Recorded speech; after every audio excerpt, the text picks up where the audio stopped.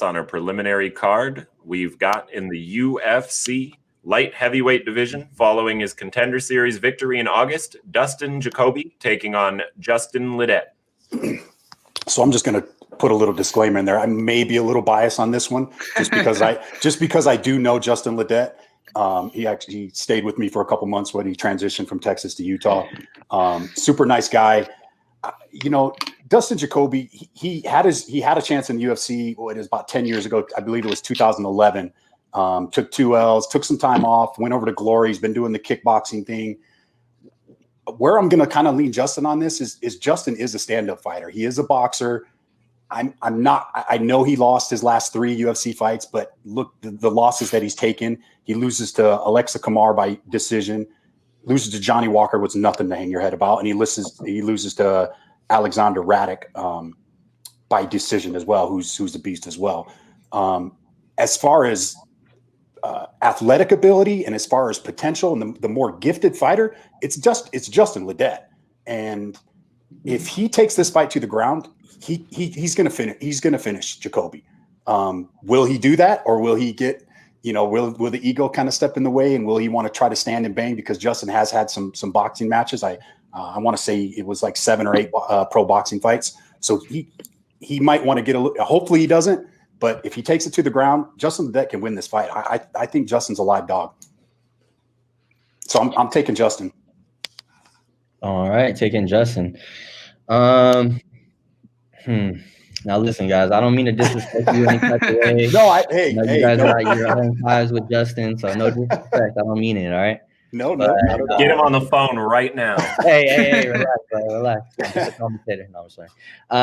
So Dustin Jacoby, the -300 favorite. He's an orthodox fighter. He's got 100% takedown accuracy. One thing I did notice about him, though, he gasses out in third. He's pretty durable, though. He has good distance control, good sprawls. It's going to be tough to take him down. He has good balance. But one thing I noticed is he only loses to superior grapplers. So in this particular instance, I don't know if Justin Ledet is that dude. In my opinion, he's the better athlete.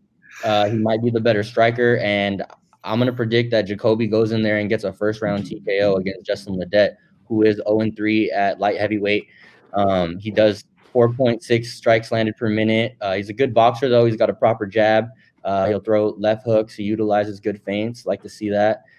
He is susceptible to low kicks, and they might come into play in this fight. But, yeah, give me Dustin Jacoby, first-round TKO. Okay. I'm going to preview this by saying I'm biased.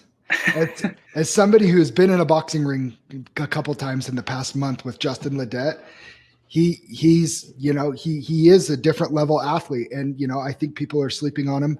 You say Justin Jacoby, you feel like Justin Jacoby's the better athlete. Justin Ledet played college basketball. He's a phenomenal athlete. He's light on his feet. He moves really well for a big man. I love the way he invests in body shots if you watch a lot of his fights. And if you're talking about a guy in Dustin Jacoby who fades late in fights, if you have a big guy that's attacking the midsection in the body, you're definitely going to see Justin as a live dog. Justin Ledet is a legit purple belt in jiu-jitsu and a fantastic grappler, gives a lot of the black belts in the Salt Lake region fits.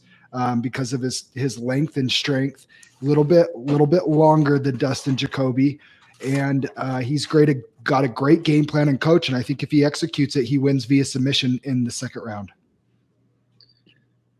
You look at it now, obviously with Justin Ledet, those 3 losses as you touched upon earlier, Jason. There's to some very tough level of competition. So take nothing away from him, because as of right now, there's no shame in losing to Rakic. There's no shame in losing to Johnny Walker. I think, based on his obviously sheer versatility and his striking approach, I genuinely think Jacoby gets it done. I think he'll mix in the kickboxing well, and I just think he'll be able to sort of.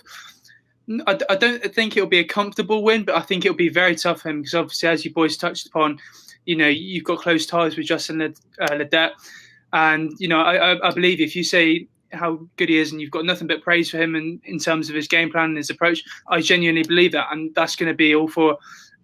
We're in for a great fight with this. If this is the case with Dustin Jacoby and Justin Ledet. So I'm probably leaning towards Dustin Jacoby on this one. I'm probably going to go for via the decision. I know you boys touched upon earlier with the cardio issues on Dustin's behalf, but this is going to be a close fight because, as you boys said, you've got close ties with Justin Ledet. You know what he's capable of. You've seen him in person. You've seen him in practice. You've seen him at the gym. It's going to be a great fight. And, I'm probably leaning towards Dustin on this one, but, take nothing away from Justin because he could get the job done on this one, depending on where his head's at after those 3 consecutive losses. I'm going to add one more thing. I think this is a bonus fight of the night because if they do both stand up and bang with their level of striking, I think it could be like you could see an epic undercard brawl, and it'll be awesome. Ladies and gentlemen, that's Damage Plan MMA on Twitter for this level of insight all the time. Hey, I'm going to be wearing a different hat if Ledet wins. I'm going to have my little crystal ball here.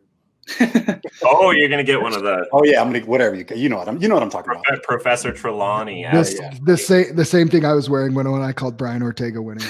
Yes, you're still on that one. Oh man. Oh, I'm gonna ride that forever. Yeah.